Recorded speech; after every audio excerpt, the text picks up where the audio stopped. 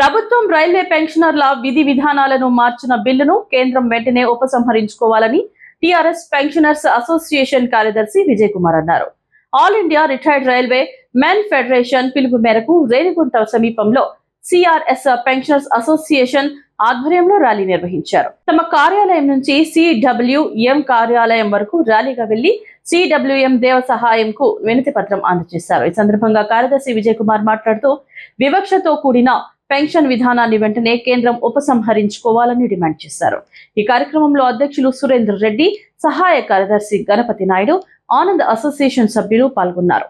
ప్రకారం మనం యొక్క పెన్షన్ల యొక్క వ్యతిరేకతను తెలియజెప్పాలనేసి వారు ఒక మెమోరండం తయారు చేసి కేంద్ర ప్రభుత్వ కార్యాలయం వద్ద శాంతియుత పోరాటంతో నిరసన తెలిపి వారికి ఈ యొక్క మెమోరండం సమర్పించాలని చెప్పారు.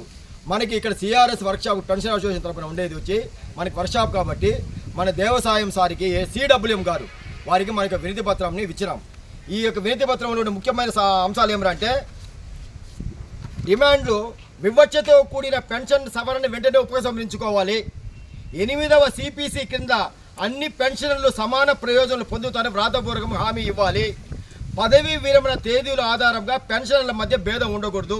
ఈ మూడింటిపైన స్పందించి ఈ యొక్క మెమోరండం వారికి ఇస్తే ఆ యొక్క మెమోరండంని గౌరవనీయ ప్రధానమంత్రి గారికి పంపించి వారి యొక్క ఈ వినతి పత్రంలో సమస్యను తెలియజేయాలని ఆ యొక్క అధినాయకత్వం నిర్ణయం తీసుకునింది.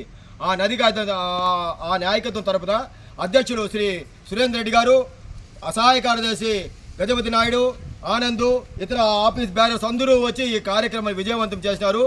ఈ విజయవంతం చేసిన దానికి వచ్చిన ప్రతి ఒక్క పెన్షనర్లకి నా హృదయపూర్వక ధన్యవాదాలు తెలుపుకుంటూ అసోసియేషన్ తరపున వారికి కూడా ధన్యవాదాలు తెలుపుకుంటూ సెలవు తీసుకుంటున్నాను.